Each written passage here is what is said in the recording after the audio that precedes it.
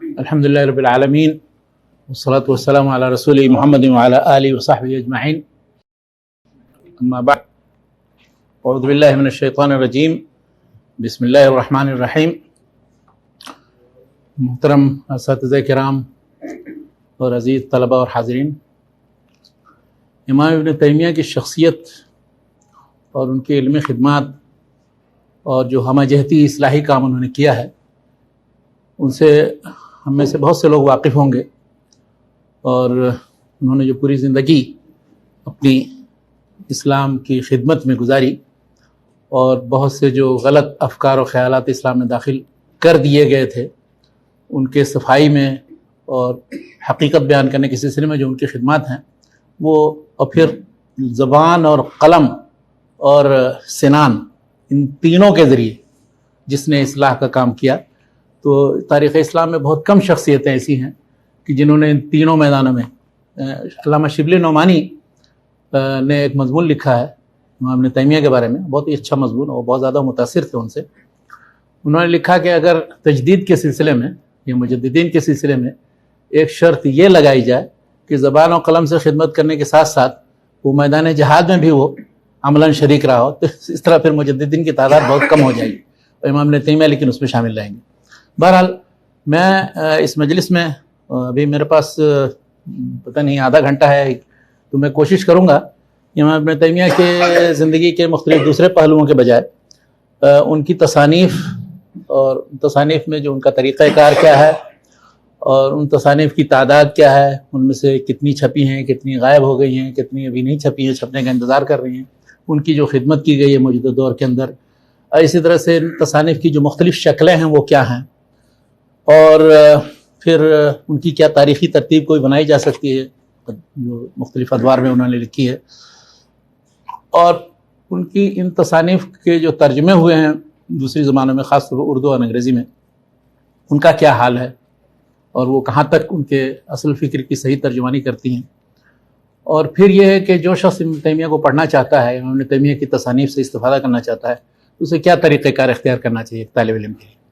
تو ان سارے پہلوؤں میں سے جتنی چیزوں پر گفتگو انشاءاللہ ہو جائے، میں کوشش کروں گا کہ ابتدائی طور پر مطلب بنیادی معلومات ایسی دے دوں، اور پھر ایک صفحہ، ایک فہرست ہے میرے پاس ان کتابوں کی کہ جو مجموع الفتاوی سے باہر چھپی ہیں، تاکہ کسی کو بھی پتہ چل جائے کہ کمپلیٹ سیٹ امام ابن تیمیہ کی تصانیف کا مجموع الفتاوی جو 37 جلدوں میں چھپی ہوئی ہے، اس کے بعد یہ 37 اتفاق سے ان کی بھی تعداد 37 ہے، 37 کتابیں ہیں جو مجلدات بہت سی ہیں.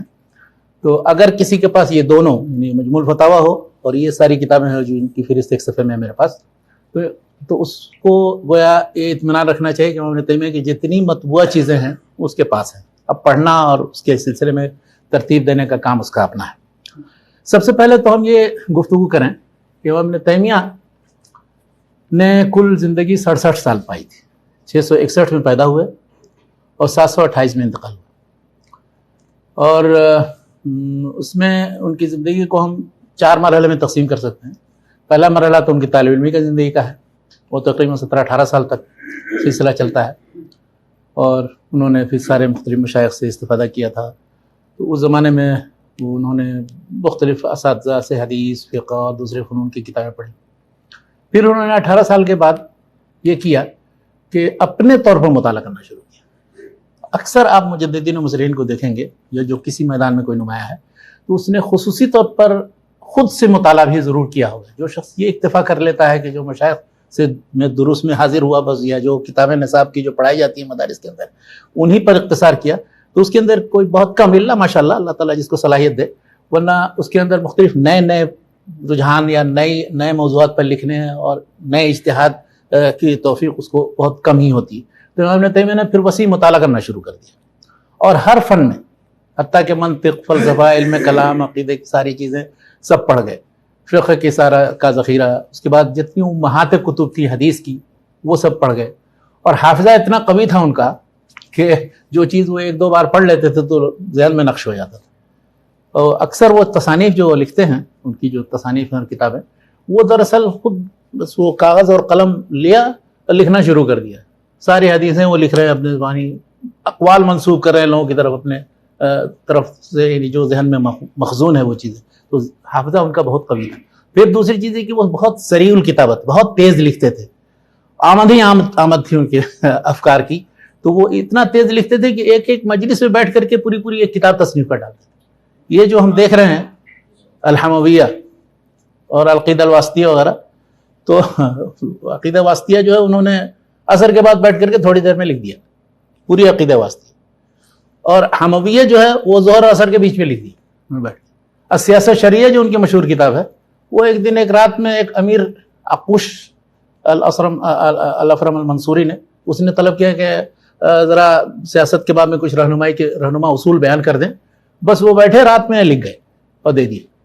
تو اکثر علماء، امام ذہبی، ابن عبد الہادی اور دوسرے سارے علماء بیان کرتے ہیں کہ عجیب حال تھا ان کا، نہ کتابیں ہیں ان کے پاس نہ کچھ ہیں، اور وہ کتابیں لکھتے چلے جا رہے ہیں، جیل میں ان کا بہت سا حصہ گزرا، مصر میں اور دمشق میں، لیکن جیل میں بھی تصنیف تالیف کا سلسلہ جاری تھا، بلکہ بہت سی اہم کتابیں ان کی انشاءاللہ ہم ذکر کریں گے، وہ انہوں نے جیل کے اندر ہی لکھی، اور ان کو اللہ تعالیٰ نے اتنی مقبولیت عطا کی تھی کہ اس زمانے میں دوسرے علماء فقہاء بہت سے تھے، اور لیکن یہ ہے کہ لوگ جب بھی کوئی مسئلہ پوچھنا ہوتا تھا یا کوئی اشکال ہوتا تھا کچھ، انہی کے پاس جاتے تھے۔ جہاں جس جگہ ان کو بھیج دیا جاتا تھا، مثلا ان کو قاہرہ میں دیکھا کہ یہاں پر وہ لوگ ان سے مقابلہ کرنے یا مناظرے میں ان کو مغلوب نہیں کر سکے، تو سوچا ان کو سزا یہ دی جائے کہ جیل میں بند کر دیا جائے ان کو کسی جگہ، تو اسکندریہ بھیج دیا۔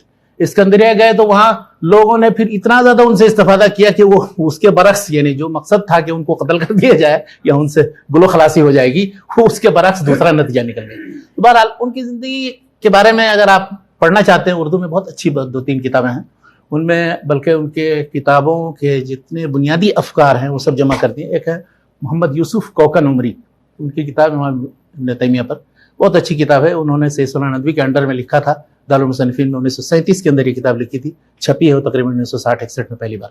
تو یہ کتاب اس لحاظ سے کہ اس میں ابن تیمیہ کے سارے موضوعات سے متعلق جو ان کے افکار ہیں، ان کا بہترین خلاصہ خود انہی کے اپنے الفاظ میں دیا ہوا۔ اس جیسی دوسری کتابیں آپ کو تقریباً شاید نہیں ملیں گی، بلکہ اس میں بہت جگہ تو یہ کیا گیا کہ ان کے افکار میں بھی تعریف کر دی گئی ہے یا قطر بیعت کر دی گئی۔ بہرحال تو میں یہ کہنا چاہتا ہوں کہ پہلے مرحلے میں دیکھیے دوسری طرف میں نکل گیا، خود امام ابن تیمیہ کا حال یہ تھا کہ لکھتے وہ کہیں سے کہیں نہیں پہنچ جاتے تھے، پھر اس کو والمقصود کہہ کے پھر لوٹتے تھے۔ تو والمقصود بیان یہ کرنا ہے کہ پہلے مرحلے میں 20 سال کی عمر تو 18 سال کی عمر تک تو وہ پڑھتے رہے، اس کے بعد پھر مطالعہ شروع کر دیا۔ جب پورا سارا تاریخ اور سیرت اور حدیث اور فقہ اور منطق و فلسفہ اور علم کلام سارا جب پڑھ لیا، تو اس کے بعد پھر تصنیف و تالیف کی طرف، اور دوسرا مرحلہ جو شروع ہوتا ہے، تدریس ان کے ذمہ ہو گئی، اور جمعہ کے بعد دروس تھے وہ، اور بھی جمعہ کے بعد جو دروس تھے وہ بالکل ہی نئے انداز سے، اس طرح کے دروس ہوتے تھے، قرآن مجید کی آیتوں کی تفسیر اس انداز میں بیان کرتے تھے، لوگ حیران رہتے تھے، ان کے دروس کو لکھتے تھے، قلم بند کرتے تھے۔ یہ 20 سال 22 سال کی عمر، تو کہا جاتا ہے کہ 20 سال کی عمر سے پہلے ہی انہوں نے تصنیف تالیف شروع کر دیا۔ جب وہ اس کے بعد پھر ان کا شہرہ ہوا، تو بیچ میں پھر یہ جو دوسرا مرحلہ شروع ہوتا ہے دمشق میں، یعنی 20 سال کی عمر سمجھیے کہ 682 ہجری کے بعد سے 83 ہجری کے بعد سے اب ان کی شہرت ہو گئی۔ تو ایک واقعہ پیش آتا ہے 693 میں، وہ ایک عیسائی تھا عصاف نام کا، اس نے برا بھلا کہنا شروع کر دیا نبی کریم صلی اللہ علیہ وسلم کو، اور گالی دی اور کیا ہے۔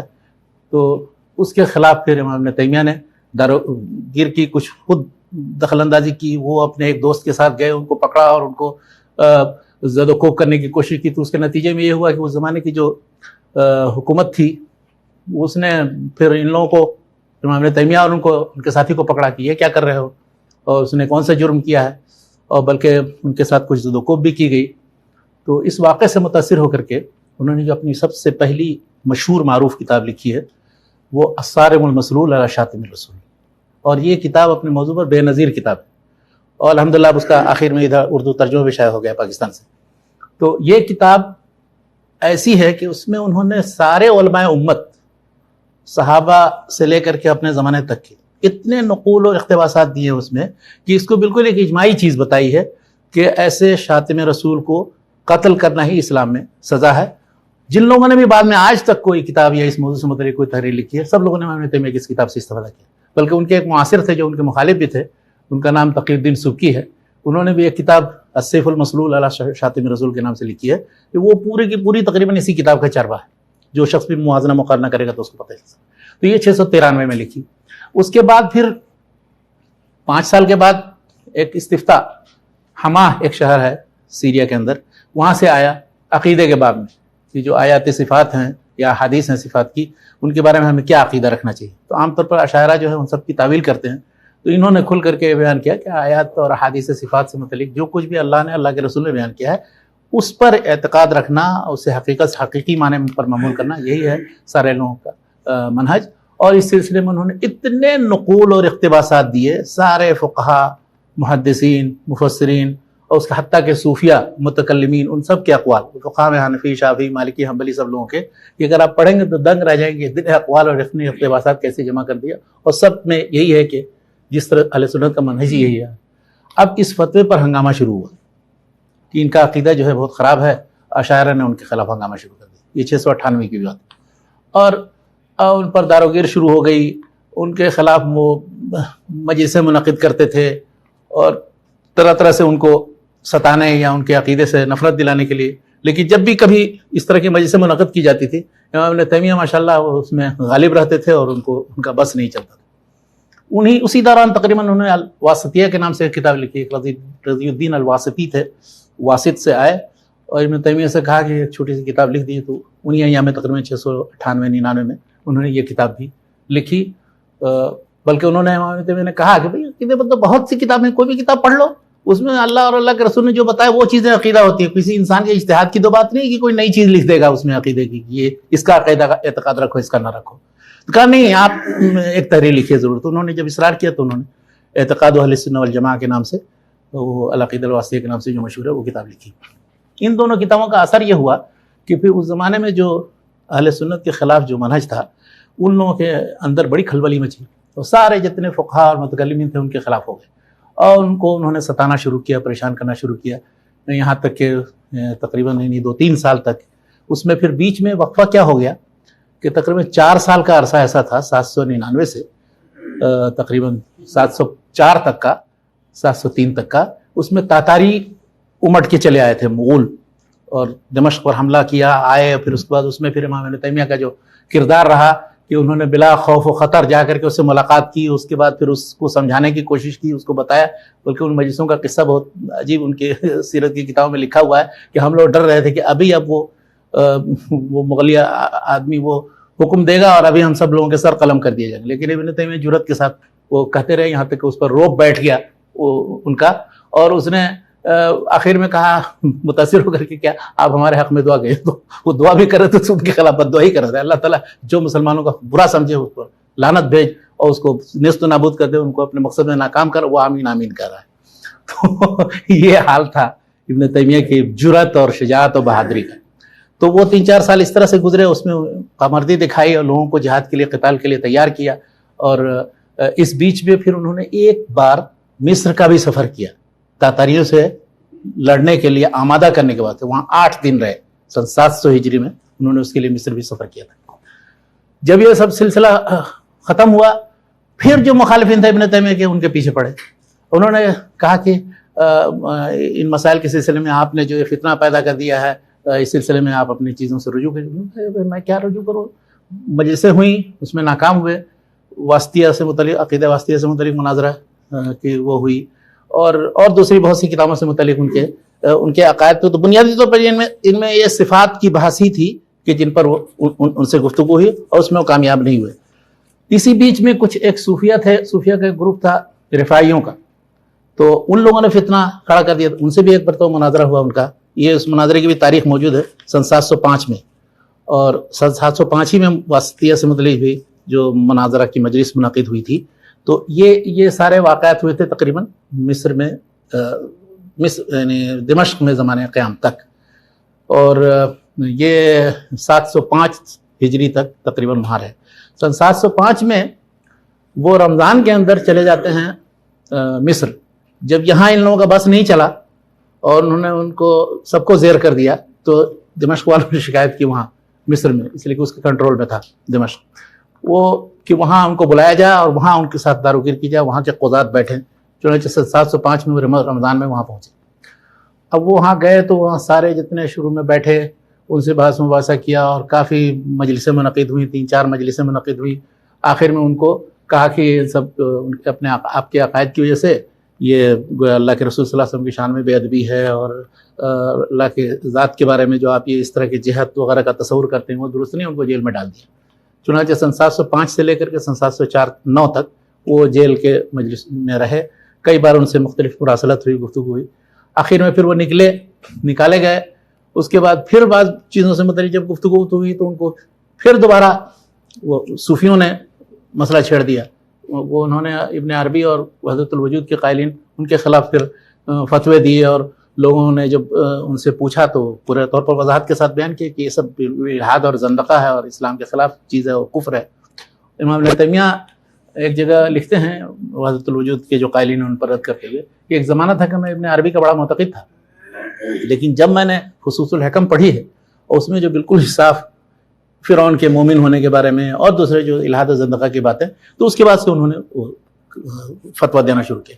تو جو اس زمانے میں وہ صوفیہ تھے وہاں، ابن عطا اللہ الاسکندری یا اسی طرح سے زین الدین ابن مخلوف، اور وہ ان لوگوں نے ان کے خلاف پھر داروگیری شروع کی اور کہا کہ نہیں، ان کا یہاں قاہرہ میں رہنا ٹھیک نہیں ہے. چنانچہ ان کو وہاں اسکندریہ بھیجا، جس کا ذکر میں نے کیا تھا. مگر اسکندریہ بھیجنے کا نتیجہ اور ان کی مقبولیت بڑھی.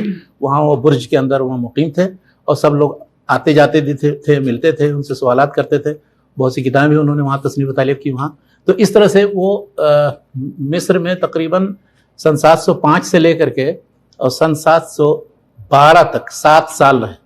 رمضان میں گئے تھے اور سن 712 میں ذی القعدہ کے اندر وہ واپس پھر دمشق گئے. اور دمشق میں جانے کے بعد پھر آخری زندگی جو ان کی سن 712 سے لے کر کے سن 728 ہے، جس میں 16 سال تقریباً امام ابن قیم ان کے ساتھ ہمیشہ رہے، جیل میں یا جیل کے باہر.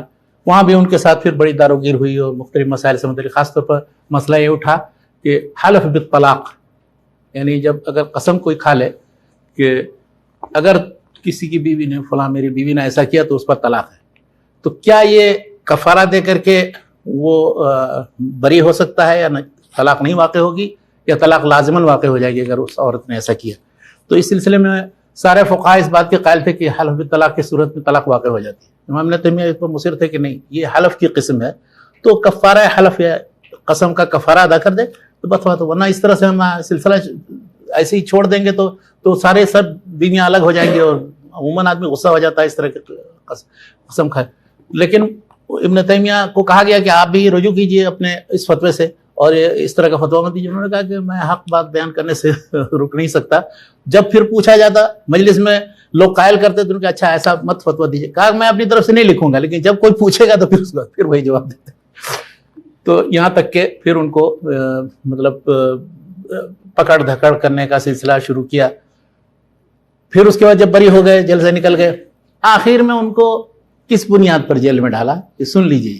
یہ بھی حیرت کی بات ہے کہ 10-15 سال پہلے انہوں نے ایک فتویٰ دیا تھا زیارت قبر نبی سے متعلق، اور اس میں استغاثہ بالنبی صلی اللہ علیہ وسلم وغیرہ کو جائز نہیں قرار دیا تھا، اور یہ کہ قبر کے پاس جا کر کے وہاں عبادت کرنا درست نہیں ہے. اس سے متعلق یہ فتویٰ دیا تھا جو بہت مشہور ہے زیارت القبور کے فتویٰ کے نام سے. اس کی بنیاد پر کہا کہ وہ جو 15 سال پہلے آپ نے فتویٰ دیا تھا، یہ اس سے یا تو رجوع کیجیے، یہ بہت بڑی بے ادبی کی بات ہے اللہ کے صلی اللہ علیہ وسلم کی شان میں اور اولیاء اللہ کے شان میں. تو نہیں جب کیا تو ان کو دمشق میں جب کے اندر جیل میں ڈال دیا گیا، اور وہیں سن 726 میں جیل میں ڈالے گئے. 2 سال کے بعد پھر ان کی وفات ہوئی 728 میں. تو یہ ان کی زندگی میں اس طرح کے مراحل پیش آئے. اب اندازہ لگائیے کہ جو شخص پوری زندگی اس طرح سے مناظرے میں، بحث و مباحثے میں، یہاں سے وہاں سفر میں، وہاں سے وہاں آنے جانے میں، پھر حتیٰ کہ زندگی بھر شادی بھی نہیں کی انہوں نے، نہ ان کے پاس کوئی لونڈی تھی. ان کی خدمت کرنے والے، کھانے پینے کی چیز دینے والے سب ان کے بھائی وغیرہ تھے، وہ ان کی خدمت کرتے تھے. تو اس کے باوجود بھی انہوں نے اتنا لکھا ہے، اتنی کتابیں ان کی ہیں، اتنی تحریریں ہیں کہ آپ دنگ رہ جائیں گے. ابھی تحریریں بھی مختلف نوع کی. کوئی کسی نے فتویٰ پوچھا، جواب دیا. میں نے خود اپنے آنکھ سے دیکھے ہیں وہ فتوے جو انہوں نے خود لکھے ہیں. کسی نے فتویٰ پوچھا مثلا غوث اور قطب ابدال اوتاد کے بارے میں، اتنا مختصر سا استفتاء ہے 10 سطر 8 سطر کا. اب جب وہ دیا گیا ان کو، بس وہی الحمدللہ بسم اللہ الحمدللہ کر کے اس کو لکھنا جو شروع کیا تو 20-22 ورق لکھ گئے. اس کے بعد ان کو حوالے کر دیا. وہ فتویٰ ابھی بھی ان کی تحریر کے ساتھ بخط مؤلف موجود ہے. تو یہ تھا ان کا حال. جب دیا جاتا تھا کچھ وہ فوراً بہت سی کتابوں کے مسودات ہی رہ گئے اور ایک ہی بار وہ لکھتے تھے. پھر اپنے شاگردوں کو کہتے تھے کہ ان کی تمیز کرو، تو وہ تمیز بھی نہیں کچھ لوگ کر پاتے تھے، کچھ لوگ کو دبا کے رکھ لیتے تھے. ہمیشہ امام ابن تیمیہ کہتے تھے کہ میں نے فلاں موضوع سے متعلق لکھا ہے وہ لاؤ. تو وہ کہتے ہیں سیرت نگار لوگ، ابن عبدالہادی وغیرہ لکھتے ہیں کہ من عجزہم عنہ لا ينقلون، پڑھ نہیں پاتے تھے بہت سے، لیکن من حرصہم علیہ لا یردون. لیکن ابن تیمیہ کی تحریر ہمارے پاس باقی رہ جائے. اس طرح بہت سی تحریر ان کی متفرق ہوتی. لیکن ان کی تحریروں کے جو مبیضات پھر بعد میں جن لوگوں نے تیار کیے، جس میں خاص طور پر ابن المحب نام کے ایک آدمی تھے، انہوں نے اکثر مسودات ان کے نکالے ہیں، ان کی تحریروں سے تبییض کی ہے، اور اس کے بعد اس کی بنیاد پر بہت سے نسخے. اس وقت جو دارالکتب ظاہریہ میں جو دمشق کے اندر ہے، اس میں ان کی تحریروں کے اکثر تو نہیں، جو موجود ہیں ان میں سے بہت سی تحریروں کے مسودات ہیں، اور اس میں 4 مجموعوں کا میں ذکر کر دیتا ہوں. وہ سب آپ کو اب تو ہم لوگوں کو جس زمانے میں ہم نے تحقیق شروع کی تھی ابن تیمیہ کی، وہ مجھے میسر نہیں تھی. اب وہ علوکا والوں نے سب ڈال دیا ہے، سارے مجامع ظاہریہ کے ڈال دیے ہیں. تو ان میں 4 مجموعے ہیں ایسے کہ جو ابن تیمیہ کی تحریروں کے اوپر مشتمل ہیں. اکثر مجموعہ تقریباً اس میں 69 نمبر مجموعہ، 96 اور 91 نمبر، 99 نمبر اور 109 نمبر. یہ 4 مجموعے تقریباً غالب اس میں مجموعے میں ابن تیمیہ کی تحریریں ہیں، جن میں سے بہت سی چیزیں پڑھی جاتی ہیں، کچھ نہیں پڑھی جاتی ہیں. جب وہ مجموعے آپ کھول کر کے دیکھیں گے تو اندازہ لگے گا کہ کس طرح کی تحریر ہوتی تھی ان کی، اور کتنی سریع الکتابت ہے. ایک مجموعہ اسی طرح سے اور ہے بہت ضخیم، 325 ورق کا پورا ان کے ہاتھ سے لکھا ہوا ہے. وہ سب قواعد اور اصول اور فوائد کی چیزیں. تو اس طرح کی ان کی تحریریں بہت سی ہیں جو دمشق کے اندر موجود ہیں، اور بھی بعض دوسری لائبریری کے اندر ہیں. اور بہت بڑا حصہ اس کا ان کی تصانیف کا ضائع ہو گیا. مفقود جو کتابیں ہیں وہ بھی بہت بڑی تعداد میں، یہ جو موجود ہے ابھی انشاءاللہ ہم تک آتے ہیں. مفقود کتابیں تو اتنی زیادہ ہیں کہ جتنی تقریباً بڑی کتابیں تھیں ان کی، اکثر یا تو مفقود ہو گئیں یا پھر ان میں سے بڑا حصہ مفقود ہو گیا. مثلا جواب الاعتراضات المصریہ الفتوی الحمویہ، یہ ایک مصنف کے جواب میں ہے. تو وہ بتاتے ہیں، بعض مؤلفین لکھتے ہیں کہ 4 جلدوں میں، کچھ لوگ کہتے ہیں 6 جلدوں میں یہ کتاب تھی. تو اس کے صرف 2 ٹکڑے مجھے ملے ہیں جو 200 صفحے میں نہیں چھاپے. اگر پوری ملتی تو وہ بیان تلبیس الجہمیہ کی طرح 10-12 جلدوں میں چھپتی. اسی طرح ان کی دوسری کتاب مثلا جو مفقود ہیں جو بہت سی، ان میں المحرر جو مجد الدین ابن تیمیہ ان کے دادا کی ہے، اس کی شرح انہوں نے لکھی تھی، وہ پائی نہیں جاتی. یہ شرح العمدہ جو ہے جو چھپی ہے، اس میں بھی تقریباً سمجھیے کہ 2/3 حصہ مفقود ہے اس کا. کتاب الزکوٰۃ اس میں موجود نہیں ہے، اور کتاب الصلاۃ کے بہت سے ابواب نہیں ہیں. تقریباً 2/3 نہیں تو کم سے کم آدھا سے زیادہ حصہ مفقود ہے. اگر وہ پوری ہوتی تو 8-10 جلدوں میں آتی. ان کے مفقود کتابوں میں مثلا محصل رازی کی کتاب اصول دین میں، یعنی عقائد کی کتاب علم کلام میں، اس پر انہوں نے رد لکھا تھا. وہ بھی اس کا ذکر بھی امام ابن تیمیہ خود اپنی کتابوں میں کرتے ہیں، وہ نہیں. اس طرح سے تقریباً 15-20 کتابیں ایسی ہوں گی جو کتابیں پہنچی ہیں ان میں بھی نقص ہے. مثلا بیان تلبیس الجہمیہ، اس میں بہت سے جگہوں پر فجوات ہیں، نقص ہے. در التعارض العقل والنقل ہے، اس میں کئی جگہ سخت ہے. تو اس لیے کوشش یہ کرنی چاہیے کہ جو کتابیں بھی ہم تک پہنچی ہیں ان کے پھر اصول کی تلاش ہونی چاہیے. بہت سی کتابیں چھپی ہیں جو مجموع الفتاوی میں، مجموع الفتاوی کے باہر بھی، لیکن ان میں نقص ہے موجود. مثلا بعض کتابیں ایسی ہیں جو بعض مجموعے میں مکمل ہیں اور بعض دوسرے مجموعے میں ناقص ہیں. رسالہ فی امر الہلال، چاند نکلنے اور اس سے متعلق جو مسائل ہیں، وہ مجموعۃ الرسائل الکبریٰ میں ناقص چھپا ہوا ہے. مجموع الفتاوی جو ہے، یہ مجموع الفتاوی اس میں مکمل ہے. یا اسی طرح ایک الاستغاثہ سے متعلق ایک مسئلہ ہے، وہ اس مجموعۃ الفتاوی الکبریٰ رسائل الکبریٰ میں ناقص چھپا ہوا ہے، 2-3 ورق ہے، وہ مجموع الفتاوی میں مکمل ہے. اس کے عکس بھی ہے. مثلا الوصیۃ الکبریٰ جو انہوں نے اصحاب الشیخ عدی ابن مسافر کو لکھا تھا، وہ مجموع الفتاوی میں ناقص ہے، مجموعۃ الرسائل الکبریٰ میں مکمل ہے. اور بھی بہت سی کتابیں، مثلا وہ القواعد جو القواعد النورانیہ الفقہیہ کے نام سے ہے، وہ صاحب مجموع الفتاوی نے یہ کیا ہے کہ اس کو انہوں نے ٹکڑوں میں تقسیم کر دیا. جو جس مبحث سے متعلق تھا، صلاۃ، زکوٰۃ، حج، صوم سے معاملات سے متعلق، اس کو وہاں ڈال دی. اس میں 2-3 فصلیں چھوٹ گئی جو اس میں نہیں داخل ہو سکی. تو کہنا یہ ہے کہ ان کی تحریریں بہت بڑی تعداد میں ہیں اور ان کا آج تک لوگ صحیح شمار نہیں کر سکے کہ کتنی کتابیں.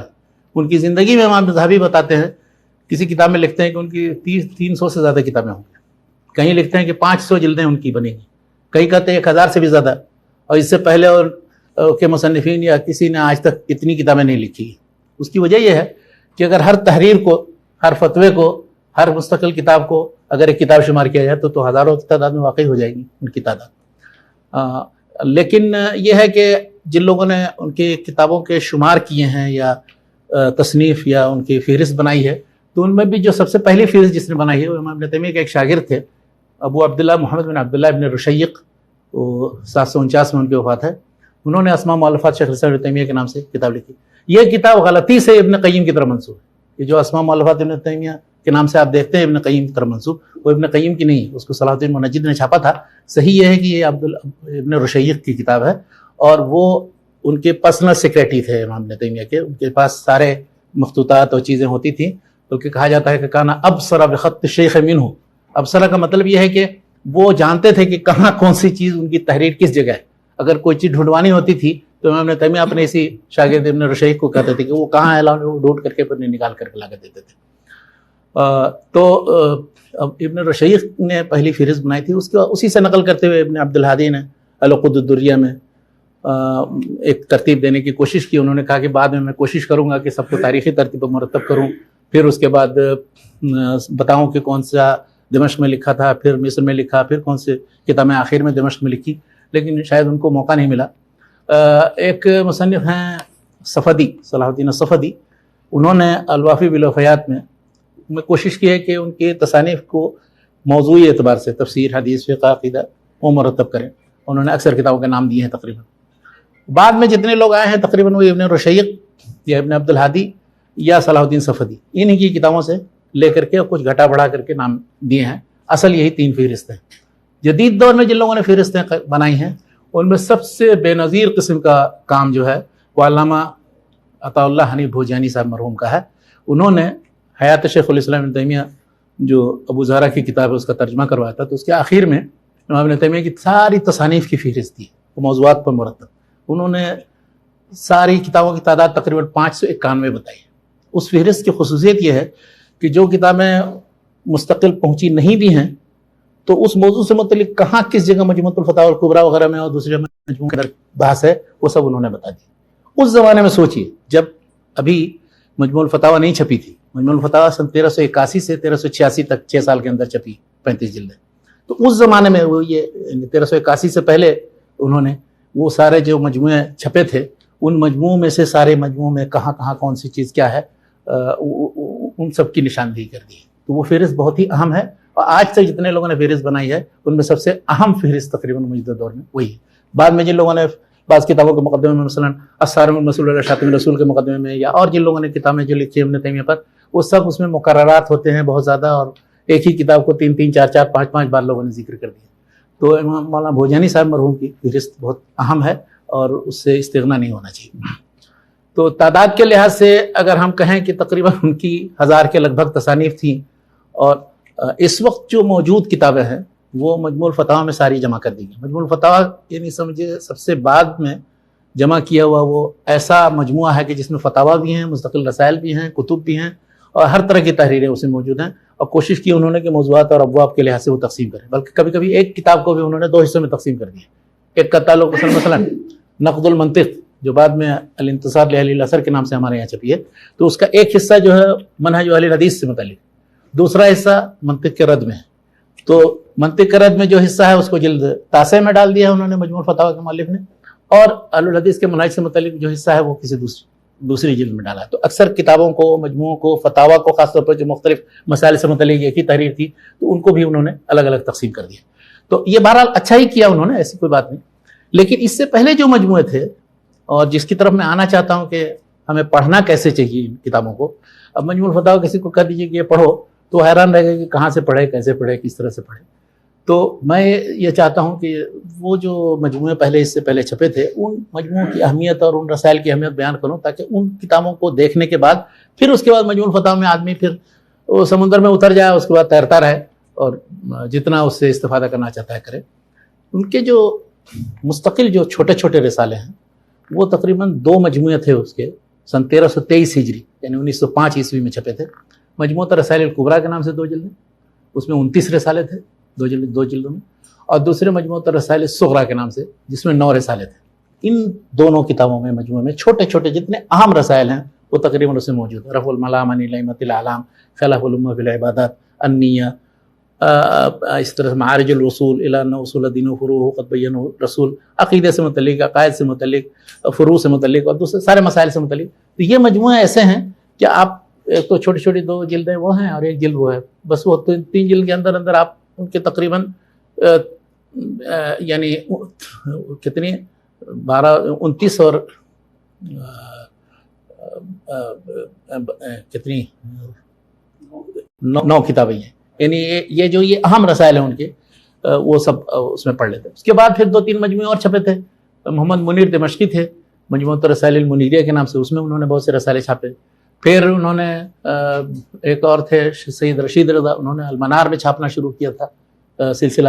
ایک رسالہ ان کو ملتا تھا، کوئی دمشق سے جمال الدین قاسمی صاحب بھیج دیتے تھے نقل کر کے، یا محمود شکری لالوسی عراق سے نقل کر کے مخطوطات سے بھیج دیتے تھے، وہ اس میں چھاپتے تھے. اس زمانے میں جب وہ رسائل چھپ رہے تھے 1342-43 کی بات ہے تقریباً، یعنی 1926 24 33 24 25 کی، اس زمانے میں چھپ رہے تھے مجلۃ المنار میں رسالے. تو ایک شمارے میں المنار میں نقل کیا ہے سید رشید رضا نے کہ ایک مستشرق نے لکھا کہ اس وقت سید رشید رضا مجلۃ المنار میں ایک ایسے شخص کے رسالے سب چھاپ رہے ہیں کہ جو بالکل قنابل موقوتہ، یہ حاجی ستفجر العالم الاسلام. تو حقیقت یہ ہے کہ ان مستشرقین کو اس کا پتہ تھا کہ اس طرح کی تحریریں جب آئیں گی تو لوگوں کے اندر بیداری پیدا ہوگی، لوگوں کو اصل دین کی حقیقت معلوم ہوگی. کہ جتنا پردہ پڑ گیا ہے اور اس پر بہت سے جو علائشیں اس میں ڈال دی گئی ہیں ان سب کی حقیقت کھل جائے گی. اس وجہ سے اس وقت ان کو خطرہ محسوس ہوتا تھا. چنانچہ وہ نقل کیا انہوں نے کہا کہ ہم تو صرف یہ کر رہے ہیں کہ ابن تیمیہ کی چیزوں کو چھاپ رہے ہیں. اور اسی زمانے میں پھر مولانا ابوالکلام آزاد نے ہندوستان میں یہ محسوس کیا کہ ان تحریروں کو صرف عربی میں رہنے سے ہم برصغیر میں کیسے استفادہ کریں. تو انہوں نے اس کے ترجمے کرنے کا سلسلہ شروع کیا اور عبدالرزاق ملیح آبادی کو لگا دیا. الہلال بک ایجنسی کے نام سے ایک ادارہ قائم کیا اور ان کی تقریباً 15-20 کتابوں کا ترجمہ عبدالرزاق ملیح آبادی نے کیا. اس کے علاوہ اور بھی 2-3 ادارے تھے جنہوں نے ترجمہ کیے. تقریباً اب تک جو میں نے فہرست بنائی ہے اور دیکھی ہے تقریباً ان کی 40-45 کتابوں کا ترجمہ، چھوٹے چھوٹے رسائل جو ہیں ان کا ترجمہ ہو چکا ہے. لیکن ان ترجمے میں بڑا تفاوت ہے. بعض کتابوں کے ترجمے کئی بار ہو گئے، اب کئی بار ہوئے ہیں، ہر ایک نے دوسرے سے چوری کی ہے، یا واللہ عالم اللہ تعالیٰ نیتوں کا حال بہتر جانتا ہے. لیکن یہ ہے کہ کوشش یہ کرنی چاہیے امانت داری ہو اس میں. اگر کسی ترجمے کے اندر کوئی نقص ہو تو امانت داری کے ساتھ بیان کیا جائے. ہمارے بھائی ابو المکرم عبدالجلیل مرحوم جو تھے، انہوں نے الفرقان بین اولیاء الرحمن و اولیاء شیطان کا جب ترجمہ کیا تو انہوں نے دیکھی یہ دیکھنے کی کوشش کی اس سے پہلے کون سا ترجمہ ہوا. تو اس سے پہلے ایک ترجمہ ہوا تھا غلام ربانی صاحب نے کیا، لیکن ان کو یہ پتہ نہیں چل سکا کہ اس سے پہلے بھی ایک ترجمہ ہوا تھا. بلکہ الفرقان بین اولیاء الرحمن و اولیاء شیطان کا سب سے پہلا ایڈیشن وہ ہے جو مطبع محمدی لاہور سے سن 1295 ہجری میں چھپا تھا. یہ سب سے پہلا ایڈیشن ہے دنیا میں جو چھپا، اور برصغیر میں ماشاءاللہ بہت سی کتابیں چھپی. تو اس میں وہ ترجمے کے ساتھ چھپا ہوا، اس ترجمے کو انہوں نے نہیں دیکھا، نہ اس ایڈیشن کا بہت سے لوگوں کو پتہ ہے. اسی طرح سے برصغیر میں اکثر کتابوں کے جو پہلے ایڈیشن وہ تقریباً وہاں ہندوستان میں 25-30 کتابیں ایسی ہوں گی کہ جو چھپی ہیں. سن 1291 میں سب سے پہلا ایڈیشن شائع ہوا تھا الحمویہ کا، اور وہ مترجم تھا اور اس کو چھاپا تھا مولانا غلام العلی قصوری نے 1291 ہجری. اندازہ لگائیے یہ نہیں کب کی بات ہے. اس ایڈیشن کا بھی اکثر لوگوں کو پتہ نہیں. پھر اسی طرح اور 1296 میں ایک مجموعہ بہت مشہور تفسیر کا ہے جامع البیان کے نام سے، معین بن صفی کی تفسیر ہے، 10ویں صدی کا مصنف ہے. اس کو غزنوی علماء نے چھاپا تھا. تو اس تفسیر کے آخر میں 1296 ہجری میں انہوں نے 8-9 رسالے ابن تیمیہ کے ساتھ میں چھاپے تھے، مثلا قرآن و کلام اللہ اور دوسرے بہت سی چیزیں. اسی طرح سیاست شرعیہ جو سیاست الہیہ کے نام سے 1306 میں بمبئی میں چھپی. کافی کتابیں 1311 میں رفع الملام عن ائمۃ الاعلام لیتھو پر چھپی تھی، اور 1314 میں مثلا اجتماع الجیوش الاسلامیہ کے ساتھ امرتسر سے شائع ہوئی تھی ان کی کتاب جو رسالۃ المدنیہ ہے جو صفات کے بارے میں. تو بہت سی کتابیں ابن تیمیہ کی اصل بھی اور ان کا ترجمہ بھی بر صغیر میں ہوا ہے، اور یہ ایک الگ بحث کا متقاضی ہے اور اس کی قدر و قیمت متعین کرنا. یہ تو میں بات کر رہا تھا ان کی کتابوں کی کہ ان کی کتابوں کی تعداد بہت لمبی چوڑی ہے اور ان سے متعلق تفصیلی گفتگو یہاں ممکن نہیں ہے. اس میں ان کی جو تصانیف ہیں ان کی یعنی ہر مرحلے میں جو انہوں نے کتابیں لکھی ہیں ان کے سلسلے میں مختصراً یہ بتا دوں کہ جو ان کے پہلے دور کی کتابیں سن 705 تک کی جب وہ مصر نہیں گئے تھے اس وقت تک چونکہ ان کی نشو و نما ہوئی تھی حنبلی مذہب کے لوگوں کے ساتھ، ان کے اساتذہ بھی اکثر وہی تھے، فقہ حنبلی کی کتابیں بھی پڑھی تھیں، اور تو وہ اپنی کتابوں کے اندر عند اصحابنا قال اصحابنا ذکر اصحابنا وغیرہ کہتے ہیں. لیکن جب وہ مصر گئے ہیں وہاں تو حنبلی تھے نہیں، بہت کم، اکثر شافعی تھے یا مالکی تھے یا حنفی تھے. تو اب وہاں جب سوال کرتے تھے تو وہ پھر اس کے بعد اب وہ قال اصحابنا کر کے تو بیان نہیں کر سکتے، چنانچہ وہ بالکل وہ اجتہادی انداز میں اور کتاب و سنت کی روشنی میں فتوے دیتے تھے. تو وہ جو پہلے فترے میں جو کتابیں لکھی گئی ہیں سن 705 تک، اس میں الصارم المسلول 693 میں لکھی، الوصیۃ الصغریٰ یہ 697 میں لکھی، الحمویہ کے بارے میں بتایا میں نے کہ 698 میں. اسی طرح سے نصر المنبجی کو ایک صوفی تھے، انہوں نے ایک رسالہ لکھا تھا سن 704 میں. اقتضاء الصراط المستقیم بھی اسی دور کی کتاب ہے. بیان الدلیل علی ابطال التحلیل جس میں حلالہ سے متعلق اور پھر حیل سے متعلق جو بے نظیر قسم کی کتاب ہے وہ بھی اسی زمانے میں شرح العمدہ لکھی تھی. اسی زمانے میں القواعد الفقیہ ہے، المسودہ فی اصول الفقہ ہے، اس طرح سے قاعدۃ العقود وغیرہ، یہ سب اس دور کی کتاب ہے. اور ان کی پہچان میں نے بتائی کہ کسی بھی کتاب میں آپ دیکھیں گے تو اس میں جب قال اصحابنا کہیں گے، ذکر اصحابنا کہیں گے تو وہ اس دور کی کتاب ہو. دوسرے مرحلے میں مصر میں قیام کے زمانے میں کافی اہم بڑی مشہور کتابیں لکھی. مثلا الاستقامہ جو 2 جلدوں میں ہے، قشیری کے رد میں، اور پھر علامہ المعروف والنہی عن المنکر بھی اسی میں ہے. جواب الاعتراضات المصریہ الفتوی والحمویہ 4-5 جلدوں میں تھی، جو پوری نہیں پہنچی، تھوڑی سی پہنچی ہے، 2 ٹکڑا مجھے ملا، تو وہ بھی وہاں. بیان تلبیس الجہمیہ جو رازی کی کتاب مشہور کتاب ہے تاسیس التقدیس کے نام سے صفات کے باب میں، اس کے رد میں ہے جو اب چھپ چکی ہے لیکن اس میں بھی نقص ہے.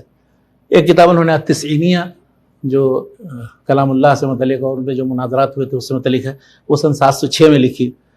ایک صوفیہ ابن سبعین اور وحدت الوجود کے قائلین پر رد کے سلسلے میں بغیت المرتاد یا وہی السبعینیہ کے نام سے یا اسی کتاب کو المسائل الاسکندرانیہ کہا جاتا ہے، وہ سن 709 میں لکھی.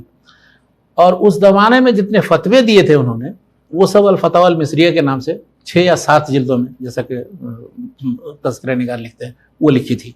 تو وہ سارے فتوے جب جمع کیے گئے اور انہی سارے فتاوی کا مختصر الفتاوی المصریہ کے نام سے ایک جلد میں ہے جو چھپا ہوا ہے. لیکن وہ مختصر جو ہے بہت زیادہ مختصر ہے، اتنا نچوڑا ہے کہ سب اس میں سب چیزیں نکل گئی. وہ کہیں مثلا 10 صفحے کا کوئی فتویٰ ہے اس میں سے ایک سطر صرف لیا، یا 5 صفحے کا فتویٰ اس میں ایک فقرہ صرف لیا. تو وہ دراصل مختصر اس معنی میں مختصر نہیں ہے. مختصر کا مفہوم یہ ہے کہ اس میں ایسے فوائد یا نقطے یا بعض اہم پوائنٹ یا بعض اہم قواعد کیا ہیں وہ انہوں نے جمع کی.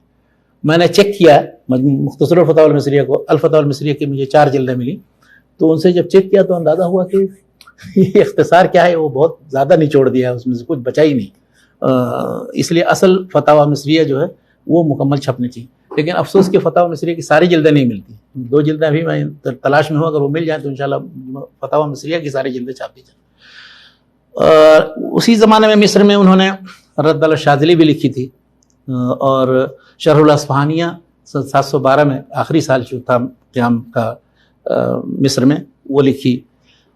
اور ایک مجموعہ جو میں نے بتایا تھا کہ 325 ورق کا ہے ظاہریہ لائبریری میں، پورا شروع سے آخر تک ان کے ہاتھ کا لکھا ہوا، وہ بھی اس میں تقریباً 100 سے زیادہ رسالے. اکثر وہ ایسی فصلون کر کے شروع کر دیتے لکھنا، قاعدۃ فصلون بسم اللہ کر کے کچھ لکھنا شروع کر دیا، یعنی کوئی سوال کا جواب نہیں ہے وہ. تو یہ بھی ضخیم مجموعہ ہے، 100 سے زیادہ رسالے. وہ قواعد مصریہ کے نام سے وہ اس کا ٹائٹل ہے. اسی زمانے میں سیاست شرعیہ بھی لکھی ہے انہوں نے. یہ یعنی یہ سب مصر میں زمانہ قیام ماشاءاللہ بڑا مبارک تھا ان کا. پھر بعد میں جب دمشق میں آیا، یہاں بھی اتنا پریشان کرنے کے باوجود بھی سب بڑی بڑی کتابیں، اپنی اہم جو مشہور کتابیں جو موجود ہیں اس وقت دنیا میں، جیسے درء و تعارض العقل والنقل سن 713 سے 17 کے بیچ میں لکھی، منہاج السنہ، الصفدیہ، اور الفرقان بین اولیاء الرحمن اولیاء الشیطان، کتاب الایمان، الجواب الصحیح لمن بدل دین المسیح، رد المنطقین، یہ ساری کتاب النبوات، تو ان کتابوں میں اسی طرح سے معارج الوصول، الفرقان بین الحق والباطل، رد الاخنائیہ وغیرہ، یہ سب اس دور میں تقریباً انہوں نے لکھی. اور اسی دور میں انہوں نے سبکی کے اوپر رد لکھا مسئلہ حلف بالطلاق کے باب میں. یہ 712 کے بعد 17 کے بعد انہوں نے لکھا تھا. تو یہ جیل میں بھی، کچھ جیل کے باہر بھی، بعض کتابوں کے بارے میں تصریح ہے کہ یہ الفہ فی سجنہ الاخیر بقلعۃ دمشق، اور وہ اس میں 726 سے 728 تک کے اندر لکھا. وہیں انہوں نے قیاس سے متعلق ایک رسالہ لکھا، اور پھر بہت سے. تو ان سب کتابوں کی پورے دقیق طور پر تو تاریخی ترتیب نہیں دی جا سکتی ہے، اور نہ کسی نے دعویٰ کیا ہے آج تک. لیکن یہ کہ اگر ترتیب اس طرح سے پڑھا جائے اور دیکھا جائے تو اس سے ان کے فکر کے اندر تطور کا بھی پتہ چلتا ہے. کہیں کہیں اگر کسی مسئلے سے متعلق انہوں نے کہیں کچھ لکھا ہے، دوسری جگہ کچھ لکھا ہے، تو اس سے بھی پتہ چلتا ہے کہ آخر میں انہوں نے کیا لکھا. مثلا ایک مسئلہ میں ذکر کرتا ہوں. آدم علیہ السلام جس جنت سے نکالے گئے تھے وہ اس زمین پر تھی یا آسمان میں، کس جگہ تھی؟ اس پر انہوں نے 2 جگہ بحث کی. تو ایک کتاب میں بحث کی ہے انہوں نے فتاوی میں، اس میں لکھا ہے کہ وہ اوپر تھا، وہاں سے اتارے گئے اور قرآن کی عنایتوں سے استدلال کیا، بلکہ ان لوگوں کو گمراہ قرار دیا ہے کہ جو کہتے ہیں کہ نہیں وہ زمین میں تھی. معتزلہ وغیرہ بعض قائل ہیں. لیکن اپنی جو آخری کتاب ہے جو دمشق میں لکھی انہوں نے، کتاب النبوات کے نام سے، اس میں صراحت کی ہے کہ یہ جنت جو ہے یہ زمین کے اندر تھی. اور اس طرح کے بعد مسائل ملتے ہیں کہ جس میں ان کا اجتہاد مختلف ہو گیا اور ایسی بات. لیکن یہ کہ عقائد کے سلسلے میں ظاہر ہے تو ایک ہی چیز پر قائم رہے اور ان کے سلسلے میں کوئی تبدیلی نہیں پیدا ہوئی. ان کے جو کتابیں ہیں وہ مختلف شکل کی ہیں. کچھ تو استفتاء فتاوی کی شکل میں ہیں، دوسرے کچھ جو ہیں قواعد، قاعدہ، فصل، رسالہ فی قضا اس طرح ہیں. کچھ جو ہیں شرحیں بعض کتابوں کی، جیسے عقیدہ الاصفہانی کی شرح جب ان کو کہا گیا تو شرح بھی ہے اور رد بھی ہے دراصل اس کے ساتھ ساتھ.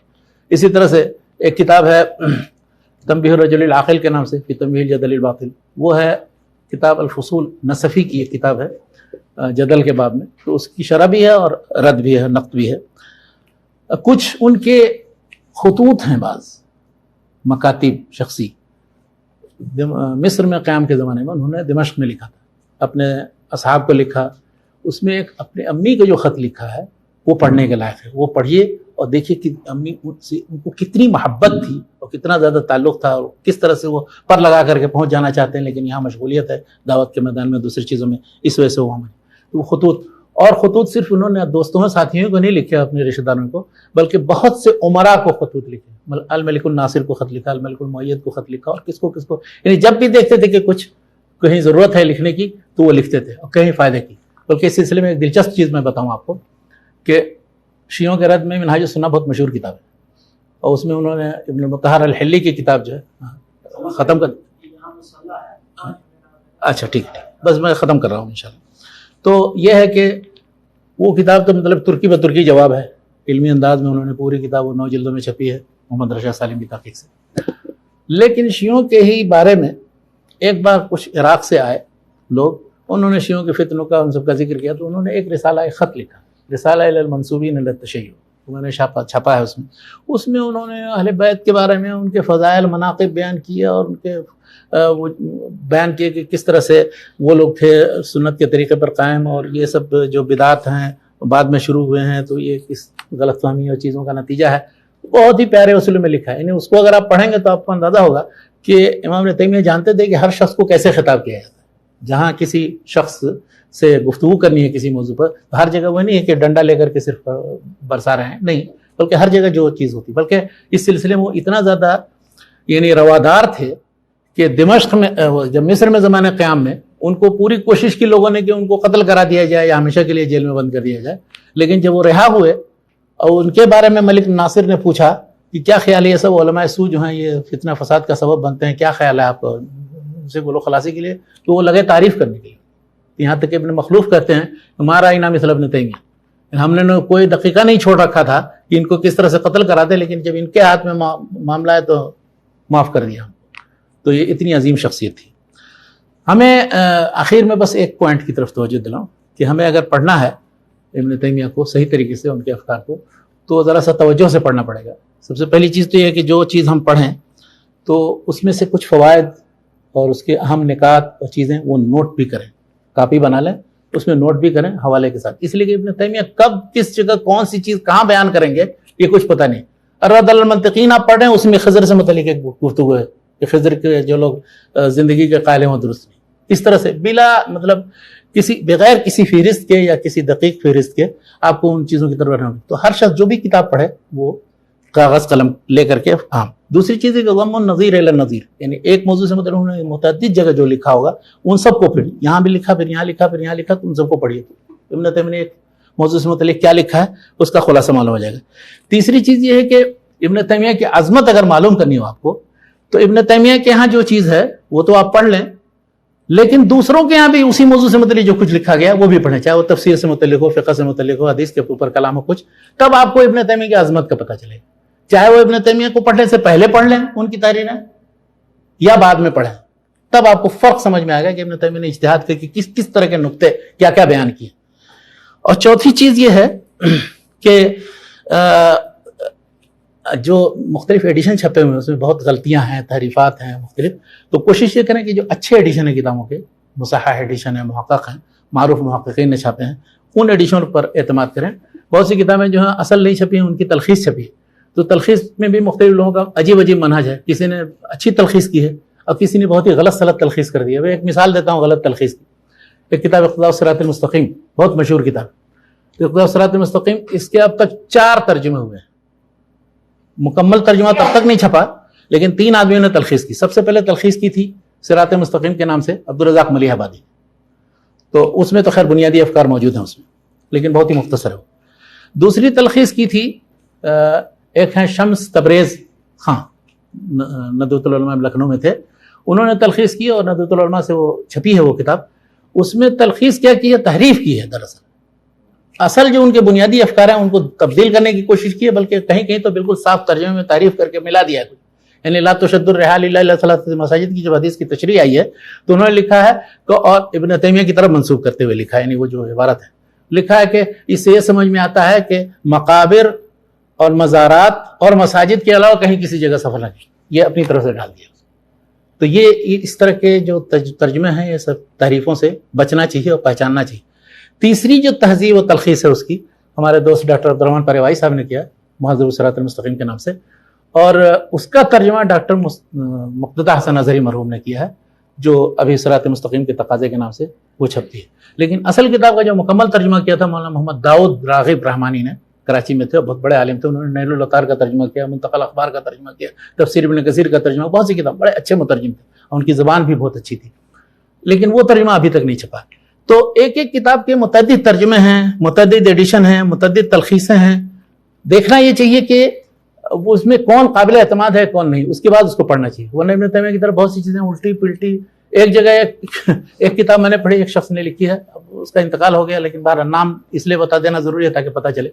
ایک شخص نے بہت ہی غصہ ہو کر کے ایک کتاب لکھی, حال ابن تیمیہ من اہل السنہ, ابو بکر الغازی پوری تھے, انتقال ہو گیا, اللہ تعالیٰ بہرحال مقصد جو بھی معاملہ کرے. تو اس میں انہوں نے کیا کیا, ابن تیمیہ کی تحریروں سے ادھر ادھر سے کاٹ چھانٹ کر کے, اور دوسرے جہاں رد کیا ہے تو مردود علیہ کلام کو نقل کر کے ابن تیمیہ کی طرف منسوب کر دیا. تو اس طرح کے دراسات سے بچنا چاہیے. ابن تیمیہ کو اگر پڑھنا ہے تو اصل ابن تیمیہ کی کتابیں پڑھیے, اور ابن تیمیہ ایسے اسلوب میں لکھتے ہیں کہ اس میں نہ کوئی تاکید ہوتی ہے نہ کوئی دشواری ہوتی ہے. ایک ہمارے دوست تھے بنگلہ دیش کے, وہ انہوں نے یہیں عربی زبان سیکھی تھی 2 سال, اور اس کے بعد پھر وہ کچھ عربی پڑھنے لگے. مجموع الفتاوی کسی نے دے دیا, اس کو کھول کے پڑھتے ہیں تو سب چیزیں سمجھ میں آ رہی ہیں. ایک دن مجھ سے کہا کہ یہ لوگ کس اسلوب میں لکھتے ہیں, ابن تیمیہ تو جو کچھ لکھتے ہیں سب سمجھ میں آتی ہیں, دوسرے لوگ لکھتے ہیں سمجھ میں نہیں آتی ہے. میں نے کہا ابن تیمیہ کو آپ پڑھیے. تو میرے بھائی, ابن تیمیہ کا اسلوب بہت ہی سہل ممتنع ہے جس کو کہا جا سکتا ہے, اس لیے ان کی کتابیں پڑھ سکتے ہیں. ہاں بعض کتابیں ایسی ہیں جس میں عقلی مباحث ہیں, فلسفیانہ چیزیں ہیں, درء التعارض ہے, رد علی المنطقین وغیرہ, اس میں ایک وہ صلاحیت ہونی چاہیے, وہ اصطلاحات معلوم ہونے چاہیے جو منطق فلسفہ علم کلام وغیرہ کے, تب ان کی باتیں آپ پھر اچھی طرح سمجھیں گے. لیکن عام فتاوی اور عام کتابیں ان کی, چھوٹے چھوٹے رسائل جن کی طرف میں نے اشارہ کیا, یہ سب پڑھنے کے لائق چیزیں ہیں, اور انہی کو اصل پڑھ کے تب پھر استفادہ کرنا چاہیے.